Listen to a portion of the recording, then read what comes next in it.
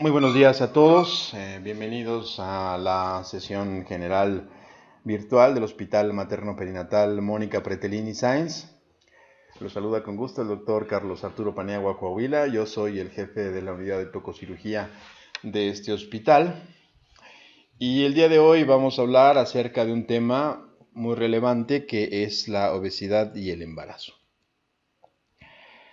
La obesidad es definida, según la Organización Mundial de la Salud, como la acumulación anormal o excesiva de grasa que puede ser perjudicial para la salud.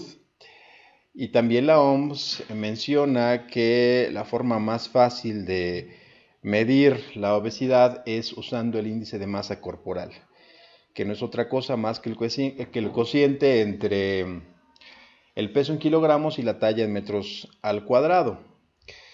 Aquí tenemos una tabla para recordarles que tenemos la clasificación del índice de masa corporal, donde la definición de 25 a 29.9 habla de un peso o un sobrepeso y de 18.5 a 24.9 un peso normal. Vamos a tener obesidad cuando tenemos un índice de masa corporal mayor a 30, 35 obesidad grado 2 y mayor de 40 obesidad grado 3.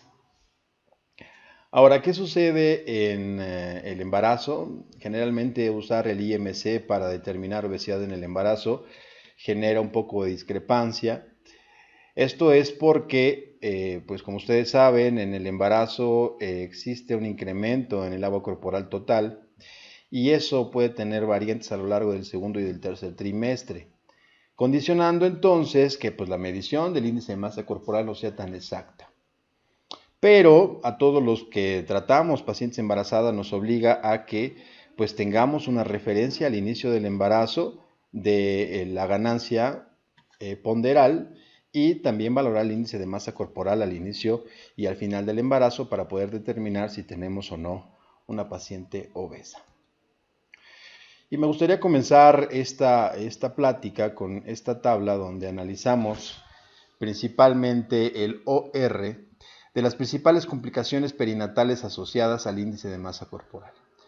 Vean que no solo son las típicas diabetes gestacional, hipertensión y preeclampsia, sino que también tenemos un OR mayor para el sangrado. Vean, por ejemplo, si tenemos una pérdida mayor de 500, en pacientes con un IMC de mayor de 30, el OR es de 1.39, de infección de la herida quirúrgica, de infección del tracto urinario, y vean también de la tasa incrementada de operación cesárea.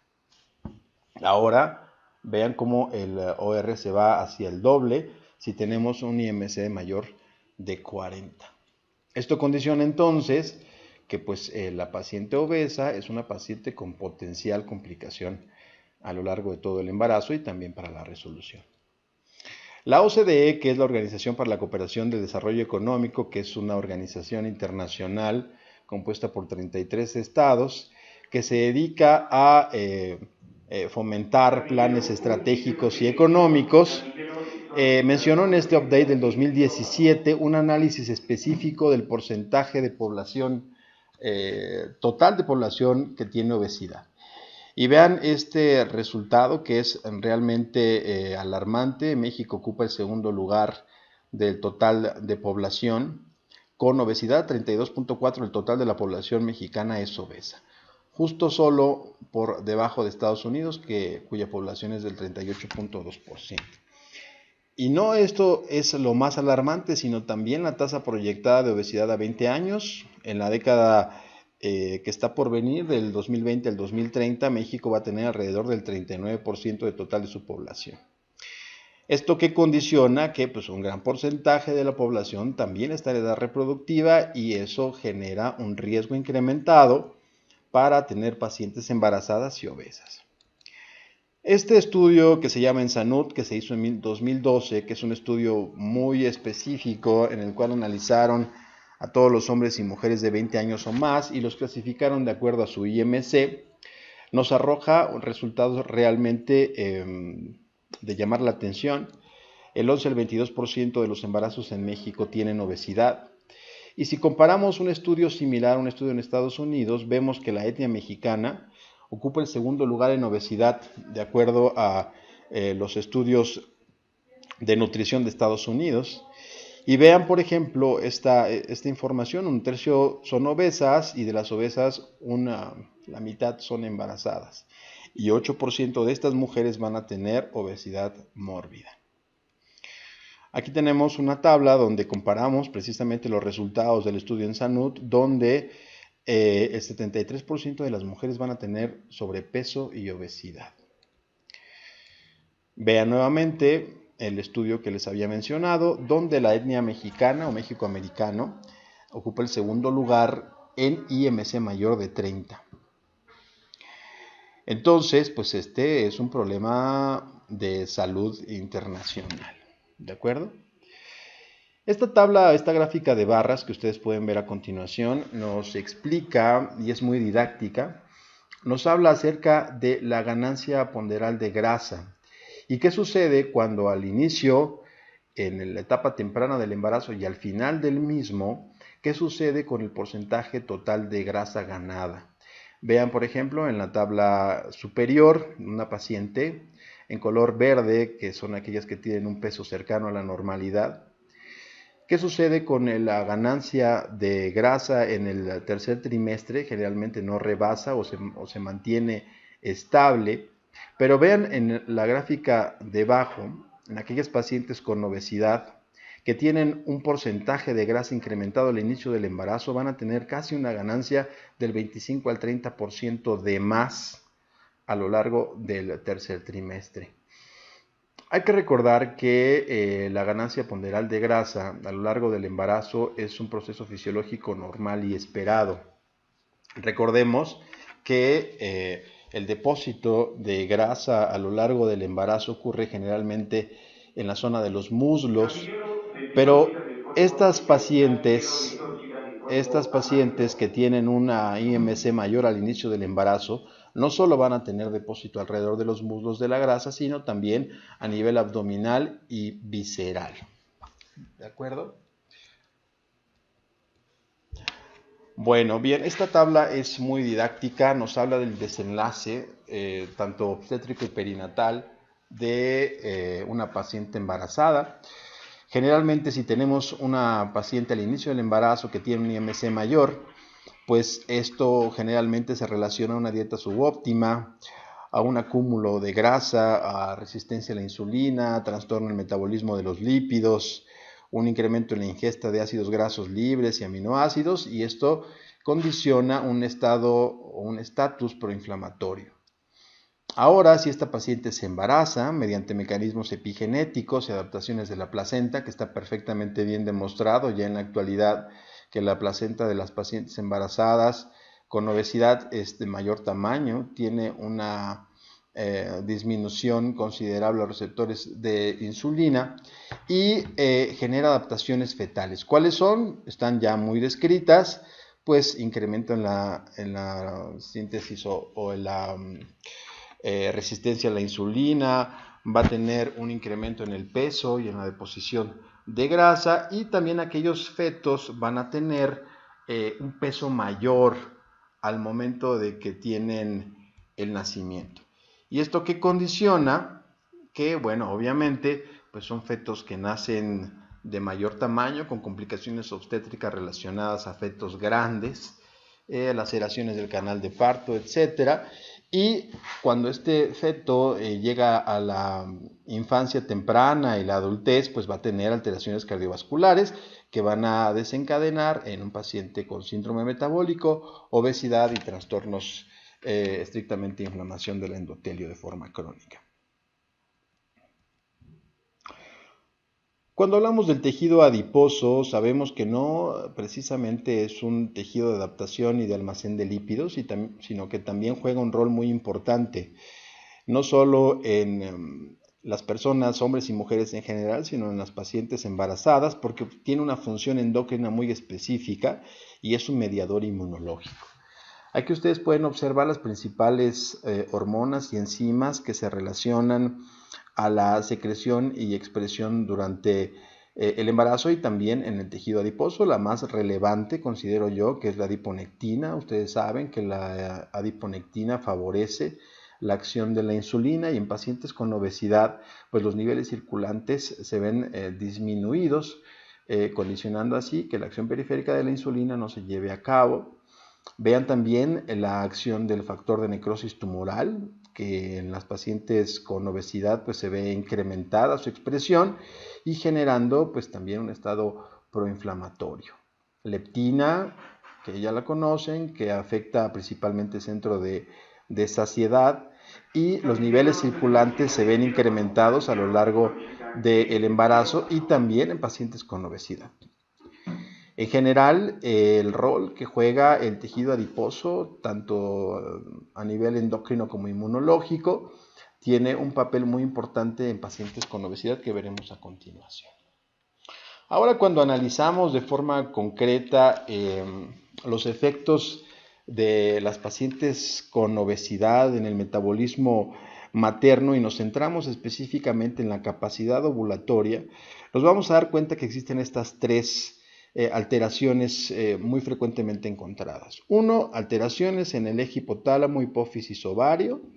Son pacientes que van a tener una fase lútea más corta y disminución de la secreción de FSH, condicionando así que tengamos folículos o fluidos foliculares deficientes. Células de la granulosa deficientes con alteración ahí en el metabolismo y en la conversión de andrógenos.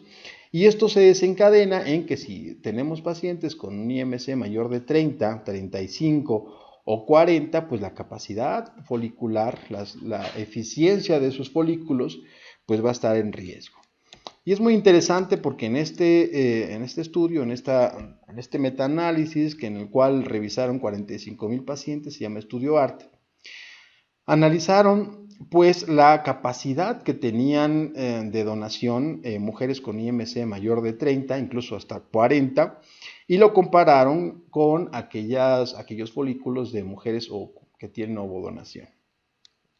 ¿Y qué se dieron cuenta o qué concluyeron? Vean pues que en aquellas pacientes que tienen un IMC mayor, pues la tasa de éxito reproductivo y principalmente el desenlace perinatal iba a ser pues más perjudicial.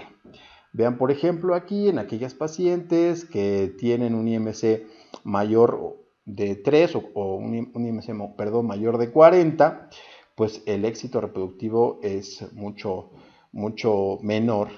La tasa de complicaciones, por ejemplo, la tasa de abortos es también incrementada. En general, este es un factor importante a considerar, sobre todo aquellas pacientes que sufren de infertilidad primaria y son sujetas a tratamientos para optimizar la capacidad reproductiva. Se aconseja entonces pues, medidas higiénico-dietéticas y disminuir así pues, la carga de la ingesta calórica. Otro estudio, otro metaanálisis también importante en el cual valoraron el rol del endometrio, se realizó en 6 centros, demostró entonces, muy curioso, así que no había alteraciones directamente relacionadas a la capacidad de implantación. Entonces, ¿qué quiere decir?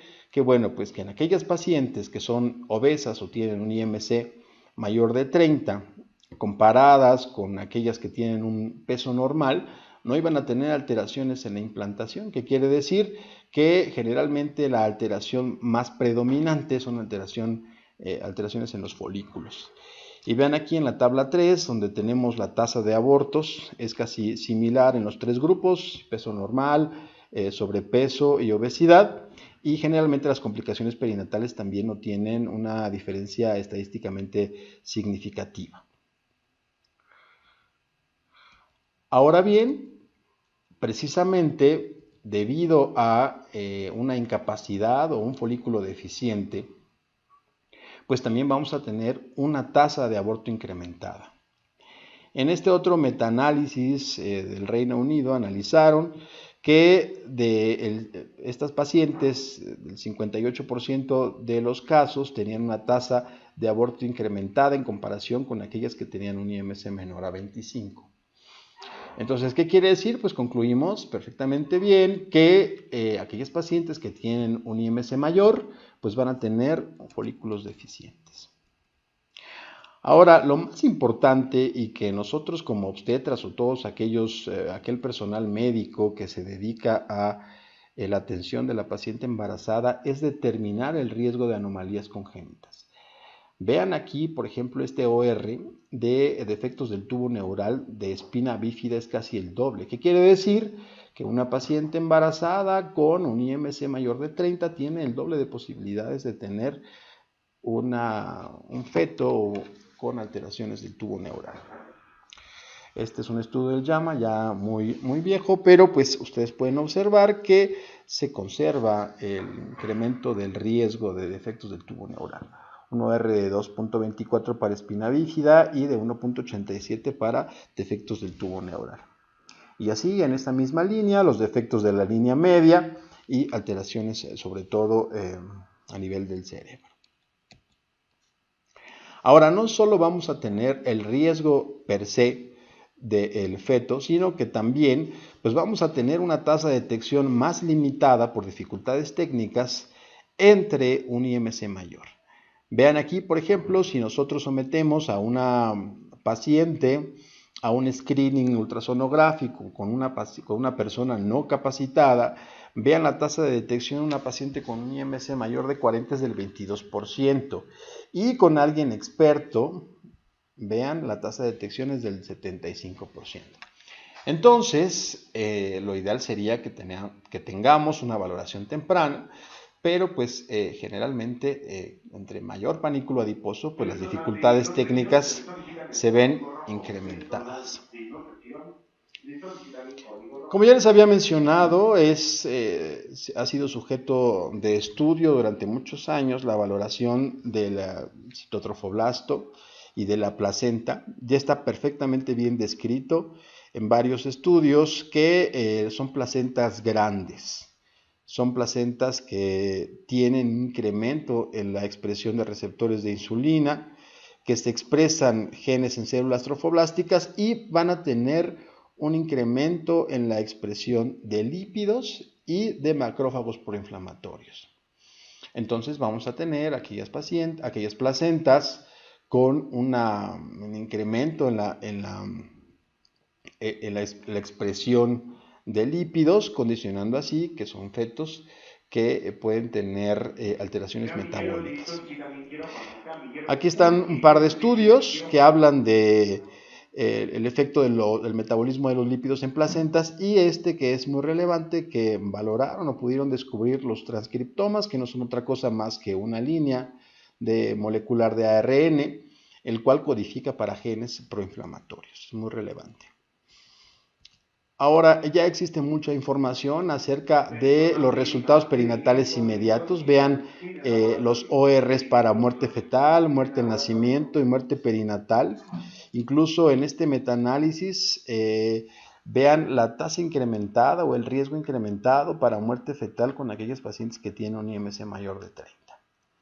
Entonces, si sabemos que un gran porcentaje de la población en edad reproductiva tiene obesidad y sobrepeso, sabemos que si nos toca revisar a alguna paciente con un control prenatal deficiente y aparte tiene obesidad o una ganancia ponderal de grasa a lo largo del embarazo, pues entonces tenemos que vigilar también estos principales factores de riesgo, no solo perinatales, sino la tasa elevada de muerte fetal. Como ya saben, una de las principales complicaciones en obstetricia con pacientes obesas es pues el efecto del primer estadio del trabajo de parto. Recordemos que según la guía de práctica clínica, una fase latente prolongada es aquella que perdura más de 12 horas. Pues bueno, hicieron un metaanálisis en pacientes obesas, alrededor de 5.434 pacientes en este estudio, y demostraron que en aquellas pacientes que tienen un IMC mayor de 30, incluso mayor de 40, hay una dilación más bien o prolongación de las horas del trabajo de parto. Un alto riesgo en la operación cesárea y consecuentemente pues un riesgo de endometritis posparto. Aquí tenemos una gráfica de los resultados. Vean, por ejemplo, aquellas pacientes que tienen un IMC menor de 30 comparados con aquellas que tienen un IMC mayor, pues la duración de trabajo de parto puede variar de 3 hasta 10 horas. Y vean, por ejemplo, un análisis específico del IMC, estamos hablando de obesidad grado 1 y obesidad grado 2 o 3, en comparación a aquellas con sobrepeso o peso normal. Generalmente, pues se recomienda que si es una paciente que tiene un peso adecuado y óptimo, pues va a tener un trabajo de parto más corto, obviamente con los cambios fisiológicos normales, pero vean la diferencia considerable de un IMC mayor a 40. Incluso podemos tener casi una prolongación de las horas de trabajo de parto por más de 10 a 12 horas. Aquí tenemos la clásica comparación de primigestas contra multigestas. Recordemos que generalmente en aquellas pacientes que tienen más de un parto previo, generalmente tiene una resolución vía vaginal más acelerada. Pero vean, por ejemplo, está perfectamente bien descrito en este estudio que analizaron aquellas pacientes con IMC mayor de 30, tanto primíparas como multíparas, pues tienen una prolongación de las horas de trabajo de parto. Y aquellos que estamos o que vivimos frecuentemente cerca de una unidad de tococirugía, sabemos que pues una prolongación del trabajo de parto favorece un incremento en la tasa de operación cesárea y complicaciones perinatales inmediatas, distrés fetal o distocia de la contracción. Y si sometemos a una paciente con un IMC mayor a una operación cesárea, pues miren, en esta otra referencia de Wilson, que valoró los factores de riesgo de cesárea, pues se demostraron que una ganancia de 18.14 kilos desde el inicio del embarazo se asocia a un fracaso en la conducción del trabajo de parto. Y obviamente, consecuentemente, pues vamos a tener riesgo en las infecciones del sitio quirúrgico. En esta revisión inglesa, vean, quiero que se enfoque nada más en el porcentaje, en la tasa de infección, solo relacionada a un IMC mayor de 30, se incrementa casi en un 25% la tasa de infección. Y vean también aquí, por ejemplo, la raza negra o algún mixtas o hispanas, pues también favorecen el riesgo de complicaciones. Cuando hablamos de diabetes gestacional, ya sabemos perfectamente bien que si es una paciente con un IMC de más de 30, pues bueno, vamos a tener un riesgo incrementado para tener diabetes. ¿Por qué? Porque existe una disminución a la sensibilidad periférica de insulina casi en un 60%. Vean aquí, por ejemplo, con sobrepeso, con un IMC mayor de 30, generalmente el OR es de 1.97, y vean con obesidad de 3.01. Y si tenemos un IMC de mayor de 40, pues vean los riesgos que se pueden observar. En esta tabla nos explica los principales factores de riesgo asociados a diabetes gestacional. Y la más importante, y realmente es alarmante, vean el riesgo de diabetes gestacional si tuvimos una paciente que esperemos que en el posparto inmediato regresó a la normalidad, pues el porcentaje de posibilidades de volver a tener diabetes gestacional se ve incrementado de forma exponencial. Y no solo otros factores, sino también la acantosis nigricans y la edad y obviamente el índice de masa corporal incrementado. Existen múltiples estudios que tratan de demostrar o de acusar de forma temprana la detección. No hay más que la historia clínica, los antecedentes perinatales, pero bueno, este estudio me pareció interesante, en el cual midieron el primer trimestre panículo adiposo y determinaron que existía un porcentaje de incrementado de riesgo de tener diabetes gestacional. Pero bueno, lo importante aquí recae en que si son pacientes que tienen un antecedente de intolerancia a los carbohidratos, que tienen antecedentes perinatales de fetos con porcentaje grande para la edad gestacional, o son aquellas pacientes que tienen obesidad y nosotros tenemos de forma temprana en las pruebas de tamizaje ya perfectamente bien demostradas que no tienen una curva positiva, digamos, pues no hay que dejarlos pasar y hay que insistir en seguir realizando pruebas de tamizaje. Incluso ya actualmente Aquellas pacientes que tienen una glucosa en ayuno de 95 a 125 ya se pueden catalogar directamente a realizar un tamizaje de curva de tolerancia. ¿Por qué? Porque pues, por los antecedentes que les acabo de mencionar, son pacientes con potencial riesgo de diabetes gestacional y obviamente complicaciones perinatales inmediatas. Así también sucede para trastornos hipertensivos del embarazo. Vean el hecho de tener un IMC mayor a 30, el OR para hipertensión crónica y para preeclampsia, y pues para 4.82 en aquellos casos que tienen un IMC mayor de 40. En esta tabla compararon pacientes que tenían síndrome metabólico con preeclampsia y con preeclampsia con severidad. Generalmente aquellas pacientes con síndrome metabólico que ya tienen una inflamación endotelial crónica, pues se asocian a pues, hipertensión, alteraciones en el metabolismo de los carbohidratos, dislipidemia y pues, complicaciones inmediatas en el posparto. Esta tabla es muy significativa y nos habla de los principales riesgos asociados a pacientes con obesidad.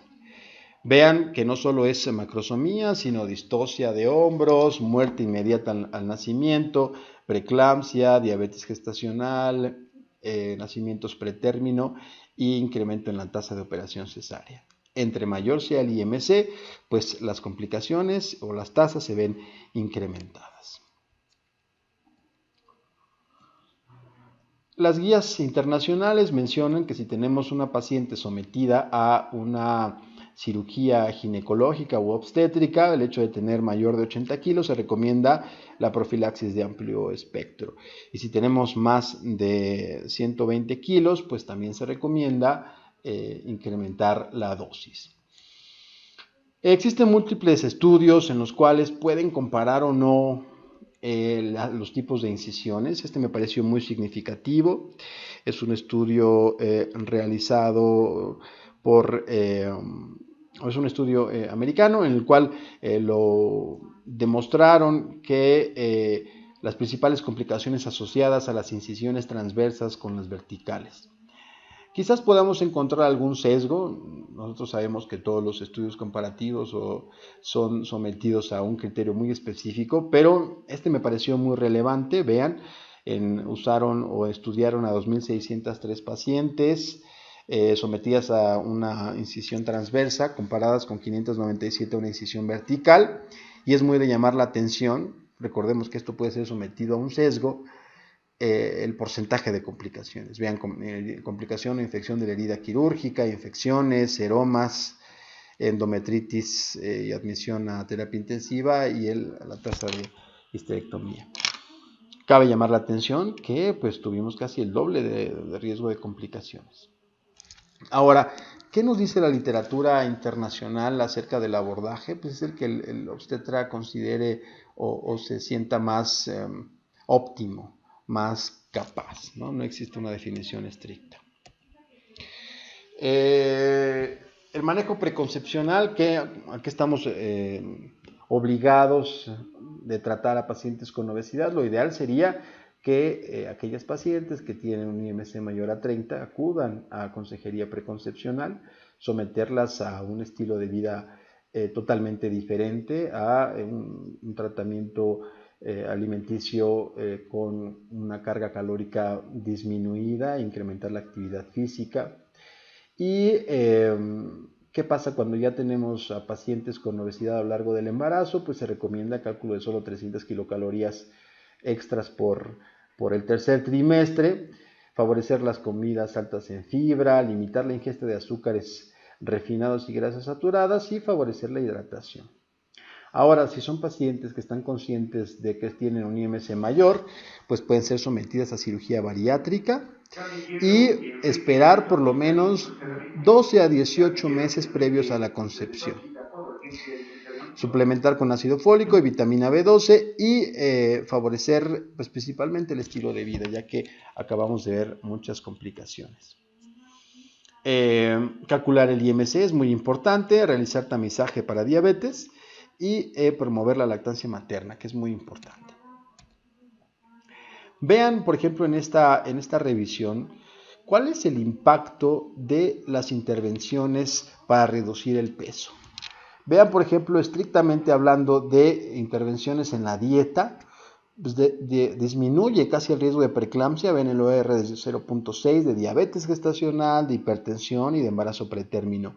Y vean el impacto también del ejercicio y el ejercicio durante el embarazo. No hay complicaciones, ya está perfectamente bien descrito que no existe complicación de las actividades físicas durante la gestación.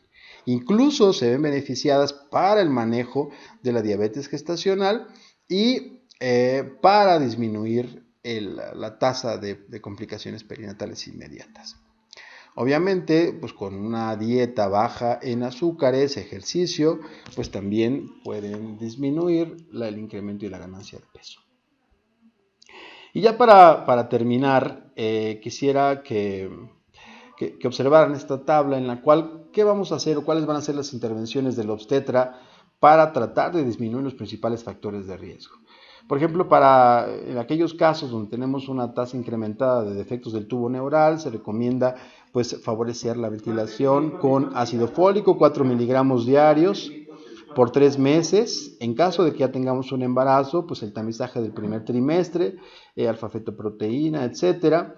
Y en los casos de trastornos hipertensivos se recomienda una proteinuria basal, es muy importante. En la primera consulta es recomendada una proteinuria basal y una medición del perfil bioquímico, así como pues un chequeo constante de la presión arterial. Lo mismo ocurre con diabetes gestacional, tamizajes del primero y del segundo paso y recomendaciones dietéticas con una ingesta calórica disminuida.